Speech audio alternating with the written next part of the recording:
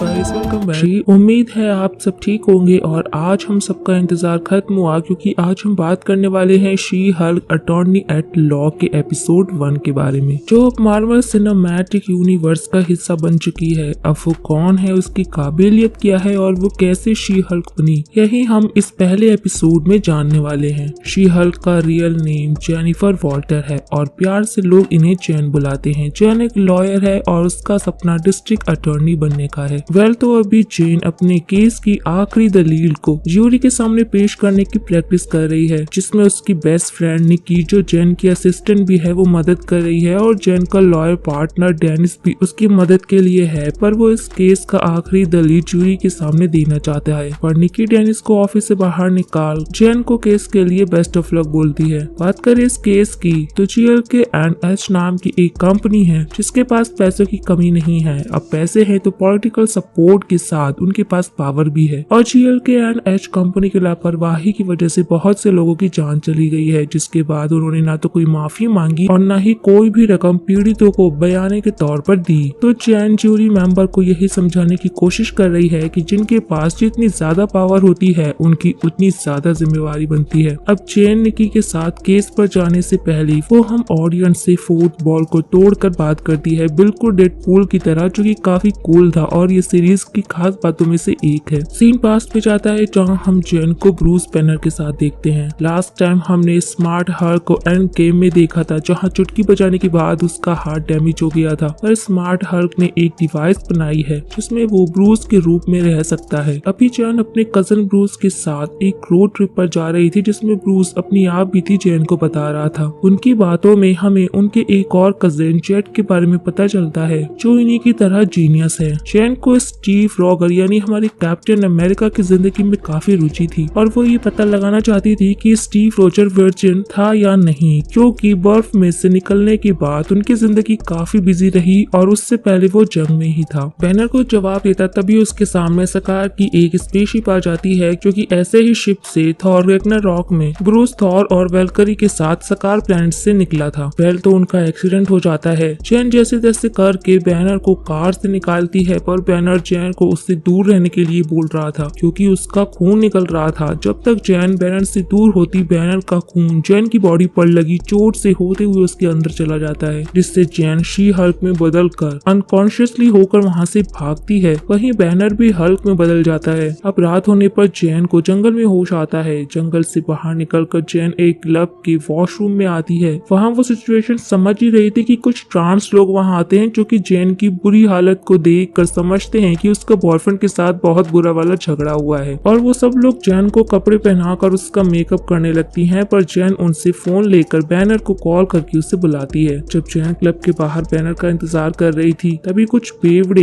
जैन को जबरदस्ती छेड़ने लगते हैं। जैन उन्हें इग्नोर करके वहाँ से जा ही रही थी, पर वो लड़के अब बदतमीजी पर उतर आए थे, इसलिए जैन गुस्से में शी हल्क बनकर उन सबको ठोकने ही वाली होती है कि स्मार्ट हल्क वहाँ आकर शी हल्क को रोक लेता है। अगली सुबह जैन की नींद एक कमरे में खुलती है। कमरे में रखे टी शर्ट को पहनने के बाद जब वो बाहर आती है तो पता चलता है कि वो मैक्सिको के आइलैंड पर है। वहीं उसे हॉल में आयरन मैन का एक टूटा हुआ हेलमेट मिलता है। अब जैन म्यूजिक की आवाज को फॉलो करते हुए अंडरग्राउंड बेसमेंट में बनी एक लैब में आ जाती है, जहाँ उसे स्मार्ट हल्क काम करते हुए मिलता है। ये वही लैब है जहाँ पर हल्क ने अपनी दोनों पर्सनैलिटी को एक करके खुद को स्मार्ट हल्क में बदला था। वैसे ये प्रॉपर्टी और ये लैब टोनी स्टार्क यानी कि हम सबके फेवरेट आयरन मैन की है। अब दोनों गंभीर बातों पर चर्चा करते हैं कि वो सकार की स्पेसशिप हल्क को क्यों ढूंढ रही थी, पर बैनर पहले जैन को बताता है कि अब उसके अंदर भी गामा रेडिएशन घुस चुकी है। ये सुनने के बाद जैन को लगने लगता है कि वो मरने वाली है, लेकिन बैनर के अनुसार उन दोनों की बॉडी के अंदर गामा रेडिएशन को एब्सॉर्ब करने की काबिलियत है। इनफैक्ट जैन की बॉडी तो अच्छे से रेडिएशन के साथ घुल मिल गई है और जैन की बॉडी कॉम्बिनेशन की वजह से ही स्मार्ट हल्क का हाथ भी पूरी तरह से ठीक हो चुका है। जैन समझ जाती है कि वो स्मार्ट हल्क से बेहतर हल्क बनेगी। शी हल्क के सैंपल्स को नष्ट करने के बाद हल्क जैन को समझाने लगता है कि वो पहले जैसे नॉर्मल जैन नहीं बन सकती है। उसने जो मशीन ब्रूस को बनाए रखने के लिए बनाई थी वो लॉन्ग टर्म के लिए कारीगर नहीं है। जैन को अपनी नॉर्मल लाइफ में वापस जाना था, पर हल्क समझा रहा था उसे कि उसे खुद को अपनाना होगा, तभी वो अपने दोनों रूपों को कंट्रोल कर पाएगी। तभी अचानक जैन की सांस फूलने लगती है। दोनों बेसमेंट से बाहर निकलकर ऊपर आती है, जहाँ पर जैन को ब्रेकफास्ट कराते हुए हल्क उसे वापस समझा रहा था कि उसे अपना काम को छोड़ना होगा, लोगों से दूर रहना होगा, पर जैन तैयार नहीं थी। तो हल्क उसे अपने गुस्से को कंट्रोल करने की नोट्स दिखाता है और जैन का जब खुद पर कंट्रोल हो जाएगा तो वो अपनी नॉर्मल लाइफ में वापस जा सकती है। अब ब्रूस और हल्क को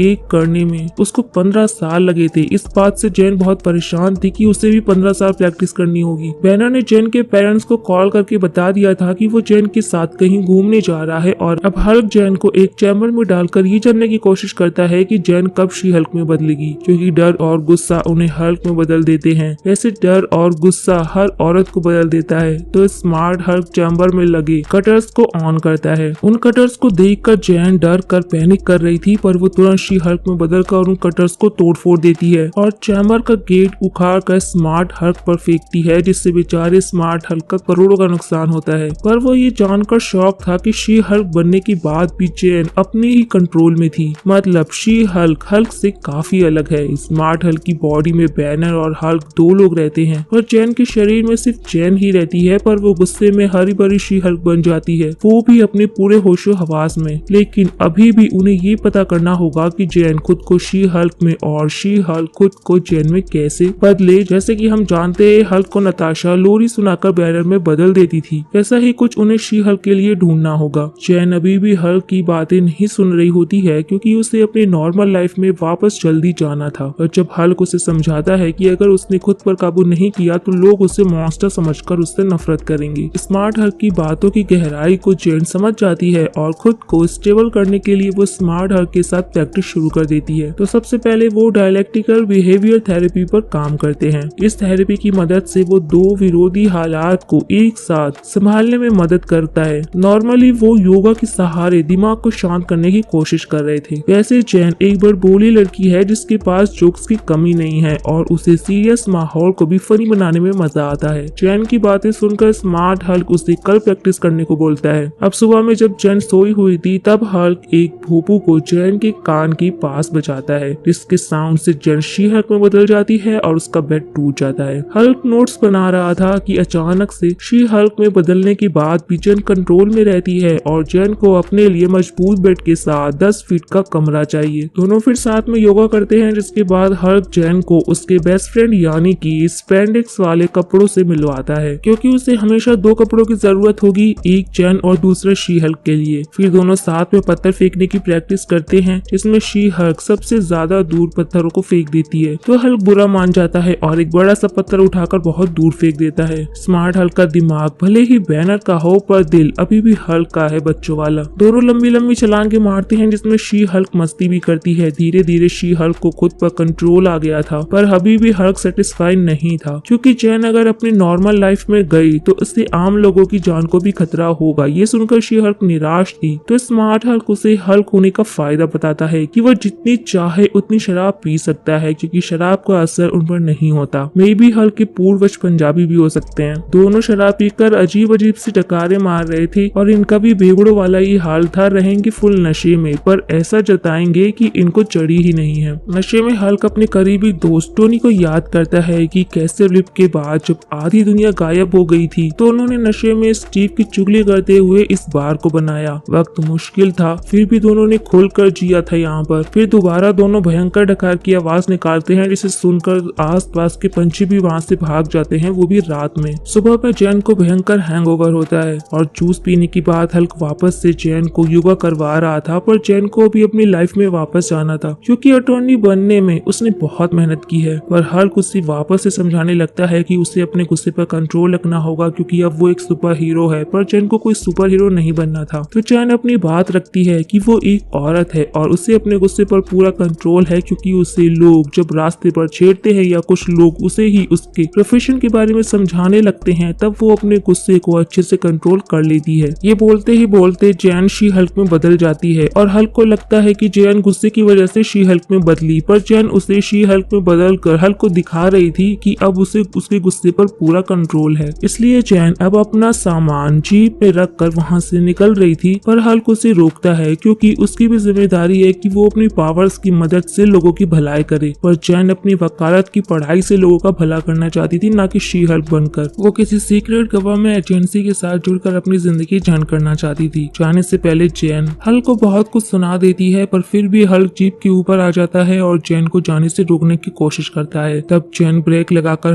हल्क को दूर पत्थरों के बीच फेंक देती है। हल्क वापस उठ खड़ा होता है और उसे समझाने लगता है, तो जैन शी हल्क में बदल कर हल्क को एक पंच मारती है। हल्क उसे किसी छोटी बच्ची की तरह ट्रीट कर रहा था, पर जब शी हल्क उसे उठाकर दूर फेंकती है तब हल्क अपने थंडर क्लैप को यूज करके शी हल्क को दूर फेंक देता है। शी हल्क भी क्लैप बजा कर तेज साउंड वेव निकालती है, जिससे हल्क की भी हालत खराब होने लगी थी। और अब शुरू होती है कजिन्स की फाइट। अभी तो असली मजा शुरू हुआ ही था कि दोनों लड़ते लड़ते बार के ऊपर गिरते हैं और पूरा बार टूट जाता है। तो अब दोनों कजिन फाइट को एंड करके बार को रिपेयर करने में लग जाते हैं। हल्क जैन को उसकी लॉयल वाली जिंदगी में जाने की परमिशन दे देता है। बार का रिपेयर करने के बाद जैन भी अपने नाम के इनिशियल्स बार के काउंटर पर लिख देती है, क्योंकि ब्रूस और टोनी ने अपने इनिशियल्स वहाँ पर लिख रखे थे। जैन को भेजने से पहले हल्क उसे बोलता है कि कोई मुसीबत हो तो वो उसे कॉल करे। जैन भी उससे माफी मांगती है क्योंकि उसने उसको बहुत ही बुरा भला कहा। तो दोनों अगली फैमिली डिनर पर मिलने का वादा करके एक दूसरे को अलविदा बोलते हैं। तो दोस्तों ये थी जेनिफर वॉल्टर की शी हल्क बनने की कहानी। ये सारी स्टोरी प्रेजेंट में हमें जैन बता रही थी। वहाँ से आने के बाद अभी तक जैन एक बार भी शी हल्क नहीं बनी। पर निकी और जैन के परिवार वालों को पता है कि वो शी हल्क बन सकती है। तो अब जैन कोर्ट रूम में अपना केस लड़ने जाती है। कोर्ट रूम में CLK एंड H का वकील ज्यूरी को ये समझाने में लगा हुआ था कि उसके क्लाइंट ने ये सब जानबूझकर नहीं किया। अब तरक्की में कुछ हादसे हो जाते हैं, पर इन सब में उनके क्लाइंट का क्या कसूर। अब जज जैन को उसकी आखिरी दलील ज्यूरी के सामने पेश करने को कहते हैं। जैन खुद को तैयार कर ज्यूरी से बात करने ही वाली थी कि तभी एक छपरी म्यूटेंट कोर्ट रूम में हमला कर देती है। तो निकी जैन को शी हल्क में बदल कर लोगों की मदद करने को बोलती है। तो जैन अपने सैंडल को उतार कर शी हल्क में बदलती है और ज्यूरी की जान बचाने के बाद एक ही पंच में छपरी म्यूटेंट को नॉकआउट कर देती है। शी हल्क के लिए कोर्ट में बैठे सभी लोग तालियां बजाते हैं। 2 सेकंड में शी हल्क जैन में बदल जाती है और अपने सैंडल्स को पहनती है और अपनी आखिरी दलील को देने के लिए तैयार होती है। यहाँ पर शी हल्क का फर्स्ट एपिसोड एंड होता है। मुझे ये एपिसोड बहुत पसंद आया क्योंकि इसको खास बनाता है इसका एंड क्रेडिट सीन, जिसमें हमें पता चलता है कि जब हल्क और जैन दोनों नशे में टल्ली थे, तब जैन नशे में स्टीव रोजर के लिए दुखी थी और आंसू बहा रही थी कि दुनिया के लिए इतना कुछ करने के बाद भी वो वर्जिन ही मर गया। पर स्मार्ट हल्क उसे बताता है कि स्टीव ने 1943 में एक मिशन के दौरान अपनी वर्जिनिटी लॉस की थी। तो मुबारक हो जाने से पहले आपको पिछले डिकेड के सबसे बड़े सवालों में से एक का जवाब मिल गया।